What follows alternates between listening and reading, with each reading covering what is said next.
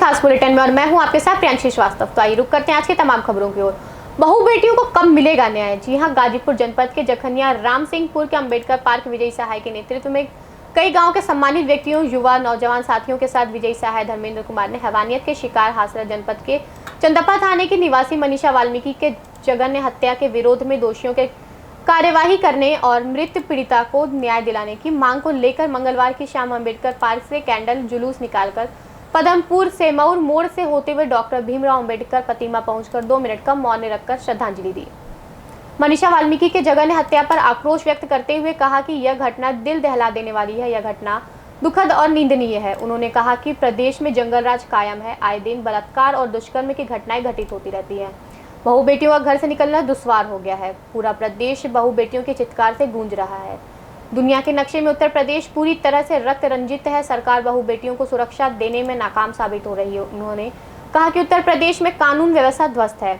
उन्होंने दोषियों के खिलाफ कठोर कार्यवाही की मांग की है। इस कैंडल मार्च में विजय सहाय के साथ धर्मेंद्र कुमार, मुकेश कुमार, अमीर अंसारी, दीपक गौतम, ब्रिजेश कुमार, प्रसिद्ध कुमार, रामाशीष, दुर्गेश कुमार, निको कुमार, दीपू कुमार, चंदन कुमार, छोटू कुमार, आशुतोष राणा, लल्लन राम उपस्थित थे। देखिए गाजीपुर से संदीप गुप्ता की यह रिपोर्ट।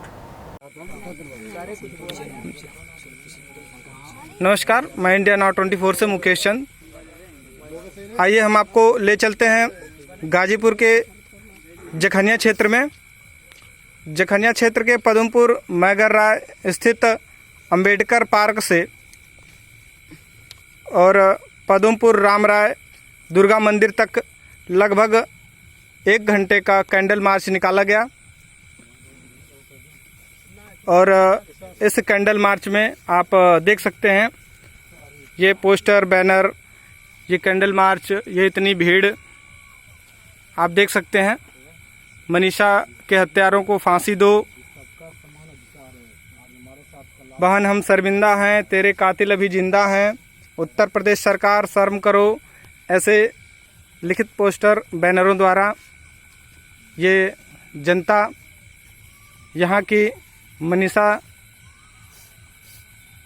के जो साथ जो दुर्व्यवहार हुआ है उसके लिए न्याय मांग रही है। आइए हम यहाँ के कैंडल मार्च जिन्होंने निकाला है, जिनकी व्यवस्था है, ये उनसे कुछ पूछते हैं, देखते हैं वो क्या बताते हैं। बताइए सर, आप अपना परिचय। हाँ सर, परिचय बताएं सर अपना। हाँ, मैं धर्मेंद्र कुमार पदमपुर मैगर राय ग्राम सभा से बोल रहा हूँ। हम उनकी इंसाफ के लिए, मनीषा के इंसाफ के लिए हम न्याय की दुआएं कर रहे हैं, इसलिए हम कैंडल मार्च निकाला है। या आप कैंडल मार्च कै बजे निकाले हैं? शाम को 6 बजे से। कितनी दूर तक गए हैं आप? लगभग 2-2.5 किलोमीटर दूर। कितनी देर का कैंडल मार्च आपका रहा है? लगभग 2 से 2.5 घंटे का। आपके इस कैंडल मार्च के टाइम कितनी भीड़ थी? लगभग 100 से 150 करीब। 100 से 150 के बीच में आपके यहाँ भीड़ थी और आप 100 से 150 लोगों के समकक्ष कैंडल मार्च किया। और आप भाइयों में से कोई कुछ कहना चाहता है मनीषा के उपलक्ष्य में? ये 14 तारीख को जो घटना हुई थी। जी, सबसे पहले आप अपना परिचय बताएं। मैं विजय सहाय और यहीं का निवासी हूँ। दलित बच्चियों के साथ जिस तरह से सरकार और लोग नीच भावना से देख रहे हैं, उससे मैं कहना चाहूँगा कि ये बहुत ही गलत है। चाहे वो हम सबको सामान्य देखते हैं, चाहे वो किसी की बहन बेटी हो, कानून सबके लिए एक हो। मैं मनीषा के सम्मान में मैं सरकार से ये गुजारिश करूँगा कि इनके नाम से 2 ट्रेनें चलाएं जाए, इनके नाम से विद्यालय हो, इनके नाम से कुछ ऐसे चौराहे बने ताकि इनका नाम अमर रहे। मैं सरकार से ही मांग करूँगा। जी, बहुत बहुत धन्यवाद। और भी हैं हमारे जो भाई जो कि कुछ कहना चाहेंगे हमारे चैनल के माध्यम से। शर्मिंदा हैं, आप देख सकते हैं ये लोग इस तरीके का नारा लगा रहे हैं और सरकार से मांग कर रहे हैं। उम्मीद है कि सरकार उनकी सुने और इन पे ध्यान दे। फांसी दो। मनीषा के हत्यारों को फांसी दो, फांसी दो।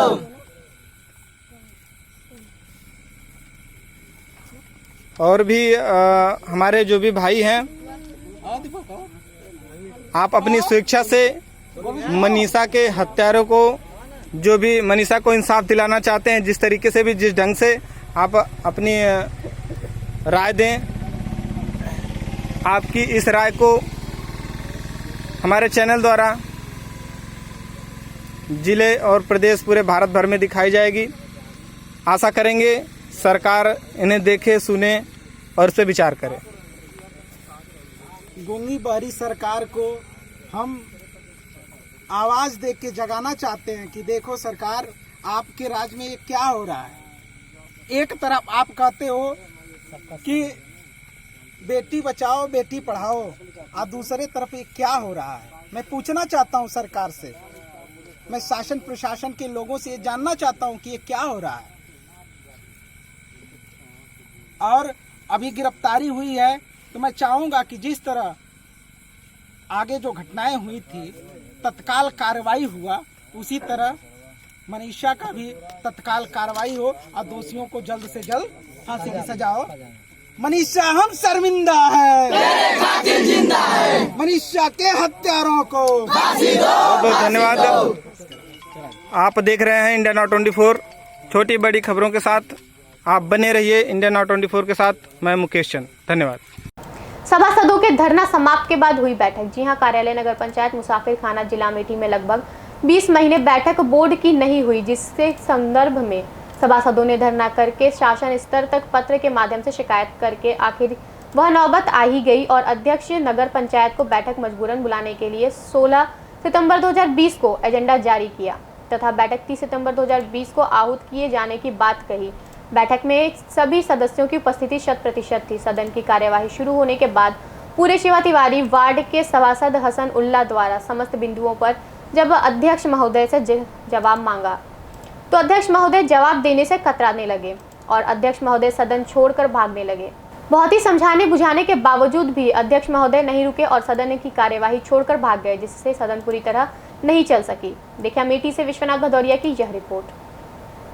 हम मौजूद हैं अमेठी जनपद के नगर पंचायत मुसाफिर खाना में, जहां पर सभासदों की मीटिंग बुलाने के लिए लेकर के विवाद चल रहा था। लगातार कई महीने सभासदों ने संघर्ष किया और धरना प्रदर्शन किया, अपनी बात शासन स्तर तक पहुंचाई। उसके बाद चेयरमैन ने बैठक बुलाई। बैठक के दौरान पूरी तरह से सत्र नहीं चल सका। अमेठी से फास्ट न्यूज़ के लिए विश्वनाथ भदौरिया।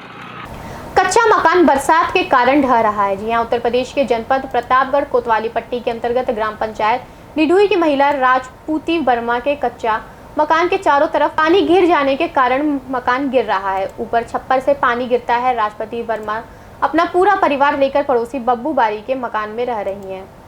यही इतना ही नहीं, आपको बता दें कि ग्राम सभा के राजपति वर्मा सहित कई लोगों ने प्रधान पर पैसा लेने का आरोप भी लगाया है। बैजनाथ वर्मा का भी मकान ध्वस्त हो गया है। वह अपने पड़ोसी राजेश वर्मा के मकान में परिवार सहित रह रहे हैं। रामजीत वर्मा भी अपने पड़ोसी बब्बू बारी के मकान में रह रहे हैं, उनका भी मकान ध्वस्त हो गया है। इसी क्रम में बुधिराम छप्पर रहकर 4 भाइयों का परिवार 2 कमरे में रहता है। ग्राम पंचायत ढिढुई के प्रधान आसमा बेगम 2 पंचवर्षीय से लगातार प्रधान हैं। उनका प्रतिनिधित्व उनके देवर आजाद अली करते हैं, जो कि आवास फंडिंग के नाम पर 200 रुपए सूची जारी होने पर 5,000 से 25,000 लेते हैं। ग्रामवासियों का आरोप है कि जो 15,000 से 20,000 दिया है, एक व्यक्ति को 3 आवास मिले हैं। जिसके पास पैसा नहीं रहता उसका नाम लिस्ट से कटवा देते हैं। और इस गाँव में न तो पानी निकलने की नाली है, न आने जाने का रास्ता है। आवास और पानी निकलने की नाली व रास्ते के लिए लोग सरकार से मांग कर रहे हैं और इस ग्राम सभा के निष्पक्ष जांच करवाकर प्रधान के घोटाले का पर्दाफाश व कार्यवाही करने की मांग करते हैं। देखिए प्रतापगढ़ से विशाल रावत की यह रिपोर्ट।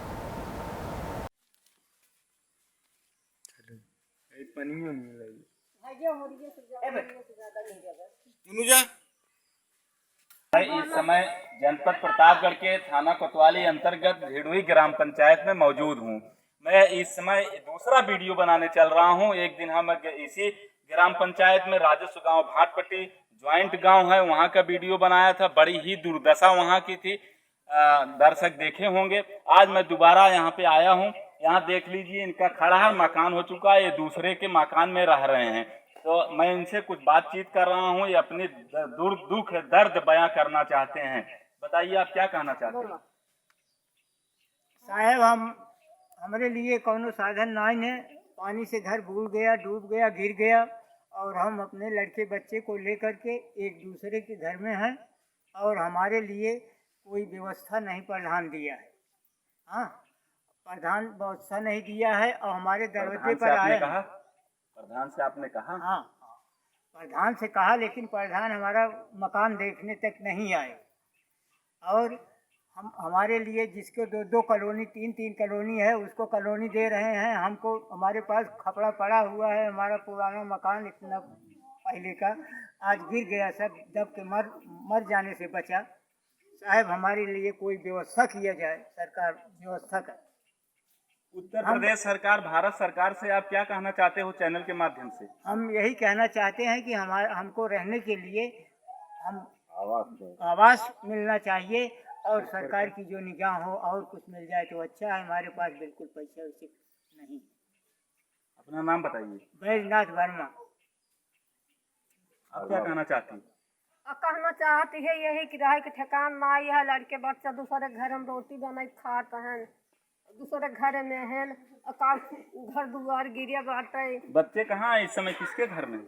बच्चे हैं मतलब अपना परिवार है, नहीं घर में है।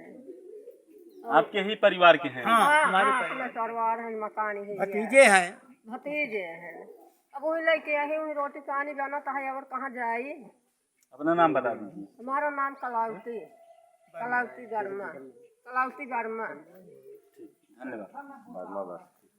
भैया, हमारे दो लड़कियां जरा है कि मारा भाग फड़के यहाँ पेंशन उन्शन लगी है? पेंशन लगी रही है 8-4 साल से, वो नहीं पावत है। बताइए आप क्या कहना चाहते हैं? हम ही कहा चाहते हैं कि हमारे आज करीब 4-5 वर्ष हो गई कि जौन आज लिख पढ़ के जाते कॉलोनी खातिर आज तक कॉलोनी ना आई। अब की पंचायत मित्र आए 200 रुपये लेके गए, वो कोनो नाम निशान ना है बच तक। यही टुकड़ा तबेल यही घर बा या मरहा गिरिया यही बाकी। अपना नाम बताइए। गुधरिया बारी, बाप नाव लल्ला बारी। सरकार से क्या कहना चाहते हो? सरकार से यही कहा चाहिए कि कुछ हम मिले रहा कि घर दुआर की न्याय जो योजना हो वो हम मिले चाहिए, यानी आवास मिलना चाहिए। हाँ, आवास।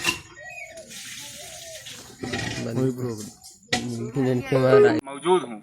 आज हम दोबारा ढेड़ोई ग्राम सभा में हैं। एक वीडियो हमने जारी किया था ग्राम सभा राजस्व गांव भाटपट्टी, जो कि ढिडुही में सम्मिलित गांव है। तो आज हम ढिडुही ग्राम पंचायत में हैं। यहाँ भी कुछ लोग मौजूद हैं जिनके रहने का घर नहीं है और आने जाने का रास्ता नहीं है। तो मैं दर्शकों को बताना चाहता हूँ, ये सब अपना दर्द बयां करने के लिए हमारे सामने खड़े हुए हैं। मैं इनसे कुछ बातचीत करना चाहता हूँ। क्या कहना चाहती हो?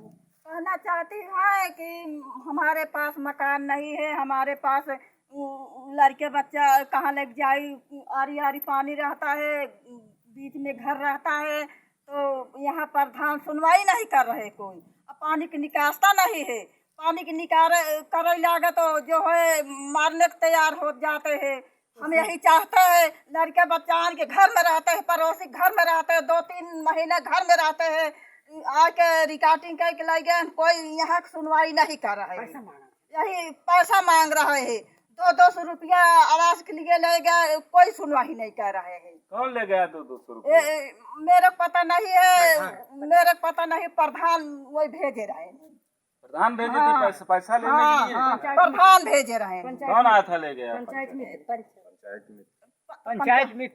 पंचायत मित्र लेके गए यहाँ से।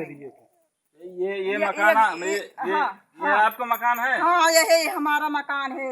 लड़का बच्चा के घर में लेके रहते हैं। कहाँ है? किसके घर में बच्चे हैं इस समय? इस समय पड़ोसी घर में, बारी के घर में है। कौन से बारी का क्या नाम है? बब्बू बारी। बब्बू बारी? हाँ। अच्छा, हाँ, बब्बू बब्बू बारी यहीं खड़े हैं, मैं इनसे भी कुछ बातचीत करता हूँ। कहाँ हैं इनके बच्चे इस समय? हमारे घर पर थे। इस वक्त यहाँ ज्यादा पानी भरा हुआ था। हम लोग यहाँ से इन लोग को निकाल करके ले गए, अपने घर में शरण दिए हैं। ये लोग वहीं पे बना खा रहे हैं आराम से, और यहाँ पे गिर जाने से मलबा ये लोग दब जाते, इसीलिए हम लोग यहाँ से इनको हटा ले गए। ये तो बहुत अच्छा कार्य आपने किया। तो आपके घर में है? हाँ जी। इसके बाद कहाँ जाएंगे लोग, कैसे रहेंगे? जब पानी सूख जाएगा तब यहाँ पे आएंगे अपने घर पे। बचा रहेगा तो, नहीं तो गिर जाएगा तो कोई बात नहीं है। गिरने की संभावना। और कोई कुछ कहना चाहता है चैनल के माध्यम से?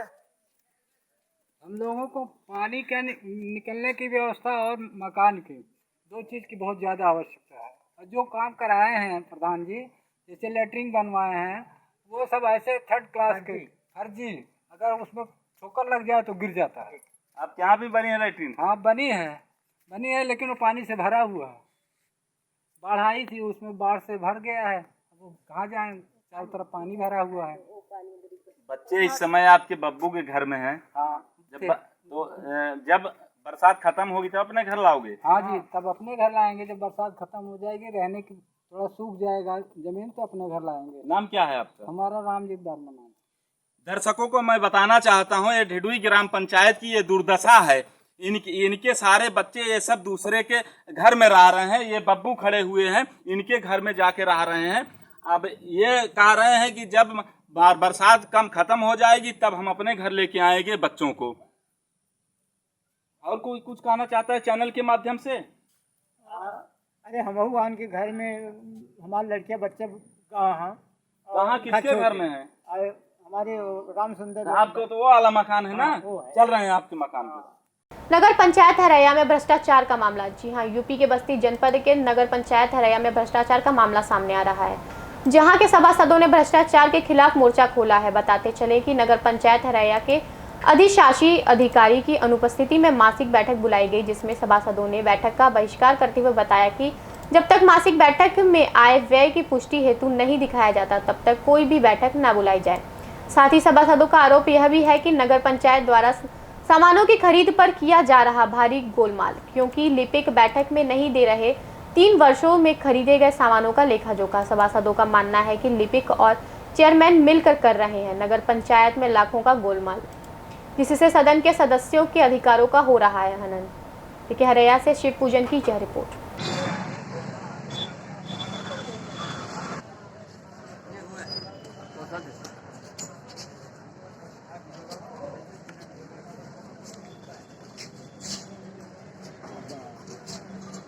बैठक का क्यों बहिष्कार किया है?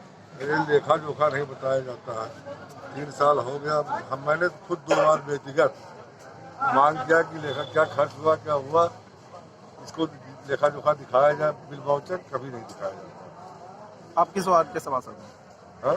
आप किस वार्ड के सभासद? Ward number 6। आप कितना मानते हैं कि नगर पंचायत ने गोलमाल किया होगा? हमें ये नहीं मालूम है। जब हमें लेखा जोखा मिले तो पता चले। ऐसे कितने दिनों से हो रहा है, आपको क्या लगता है? जब से मैं सभासद हुआ तब से। जो सामान यंत्र खरीद रहा है नगर पंचायत, तो कोई भी सूचना नहीं दिया जाता है। हम लोग कोई भी बैठक आप लोग के दरवाजा? हाँ, नहीं बैठक हुआ। ये प्रस्ताव हुआ था कि खरीदा जाएगा, ये खरीदने के पहले नहीं बताया कब खरीद के आएगा, कैसे खरीदा गया, कहाँ से आया, बिल वाउचर कुछ नहीं दिखाया। सुनने में आया कि नगर पंचायत में जो लिपिक है वो ढाट पर रखा गया और सरकारी लिपिक को छुट्टी कर दी गई है। इसके विषय हमको कोई जानकारी इसलिए नहीं है कि उनका तो मैं सर्विस बुक देखा हूँ ना कुछ। जब से मैं हूँ वही काम कर रहे हैं, लेकिन उनको बताया जाता है कि व्यवहार नहीं ठीक है। फिर मेरे साथ कभी अभद्रता नहीं किया, लेकिन हमारे एक उन्होंने हमारे साथ अभद्रता की बात आई थी, इस कारण हम लोगों ने बहिष्कार किया। मीटिंग का बहिष्कार इसलिए किया गया कि वहाँ पर जब कभी भी बैठक होती है हम लोग रोकड़ बही आज का सवाल करते हैं तो सीधे कहा जाता है कि आप लोग जो है रोकड़ बही देखने का अधिकार नहीं है सभासदों का। और जब से हम गए हैं जब तक से कोई भी काम पारदर्शिता वहाँ पे है ही नहीं किसी भी काम में। ये किसके द्वारा कहा जाता है कि रोकड़ बही देखने का अधिकार नहीं सभासद? नगर पंचायत अध्यक्ष। या कितना मानते हैं कितना का भ्रष्टाचार नगर पंचायत में गोलमाल किया? अब रोकड़ बही देखने के बाद ही पता चले कितने भ्रष्टाचार वहाँ पे हुआ है। लाखों का, करोड़ों का, कुछ भी हो सकता है। जो हाल में ही अभी उपकरण मंगाए गए हैं उसके बारे में आपको जानकारी है? नहीं, हम तो अभी जल्दी मनोनयन हुए हैं। जो वहाँ पे लिपिक का कार्य देख रहे हैं, क्या लगता है आपको सही कार्य कर रहे हैं? लिपिक का कार्य जो कर रहे हैं वो सही कार्य नहीं कर रहे हैं। कारण यह है कि वो लिपिक जो हैं वो संविदा बाबू हैं, और जबकि लेखा का कार्य अगर किया जाता है तो लेखा का कार्य परमानेंट बाबू कर सकता है। कारण ये है कि लेखा का कार्य बहुत ही गंभीर होता है, जिससे जो होता है कि अगर कोई लेखा कार्य में गोलमाल हो या कोई भी हो, कोई हानि हो, तो संविदा कर्मचारी से उसकी वसूली नगर पंचायत नहीं करती। क्या इससे लगता है कि नगर पंचायत में भ्रष्टाचार हो? हाँ, नगर पंचायत में अगर जो ऐसी दशा पे कार्य हो रहा है तो भ्रष्टाचार जाहिर सी बात है हो रहा है।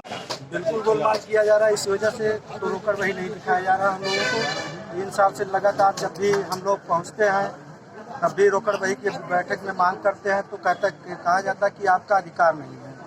आखिर अधिकार मेरा बोर्ड में बैठक के रोकड़ वही देखने का अधिकार नहीं है, तो हम लोग को बोर्ड में बैठाने का और आय व्यय की पुष्टि कराने का अधिकार क्या अध्यक्ष की है?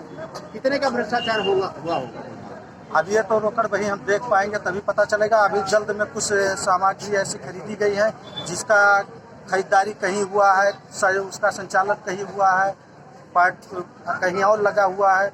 वो तो देखना पड़ेगा कि कितने क्या खरीदारी किया है, किस तरीके से लिए हैं। क्या लग रहा है आपको कोरोना काल में भी कुछ गोलमाल किया गया है? अब ये तो रोकड़ वही।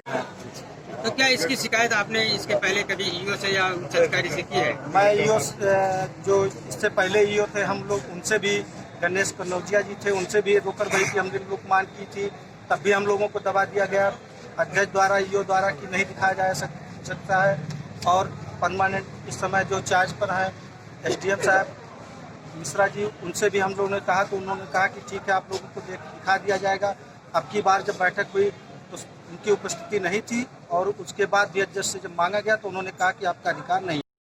भीषण एक्सीडेंट में युवक की मौके पर मौत। जी हां, ननिहाल जा रहे हैरतगंज थाना क्षेत्र के ग्राम सिहिरपुर दहलवा निवासी युवक राहुल यादव पुत्र श्यामल कृष्ण यादव 28 वर्ष की देर शाम करीब 7:30 बजे सुल्तानपुर जिले के कुड़ेभार थाना क्षेत्र में हलियापुर बेलवाई मार्ग पर आलमपुर फकरिया के पास अनियंत्रित डंपर ने बाइक में तेज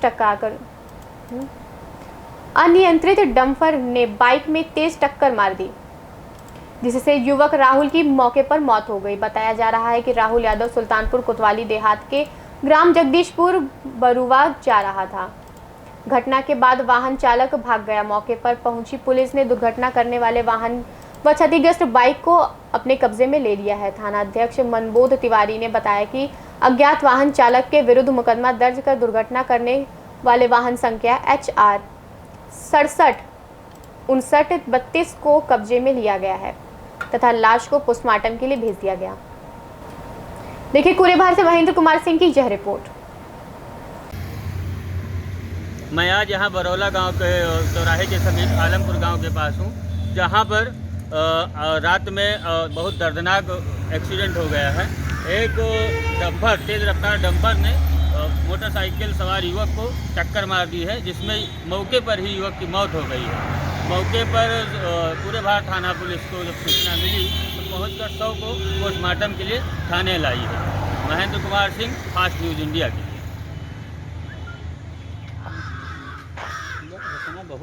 अभी के लिए बस इतना ही। आगे की तमाम खबरों के लिए बने रहिए फास्ट न्यूज़ इंडिया के साथ। तब तक के लिए मुझे दीजिए इजाजत। धन्यवाद।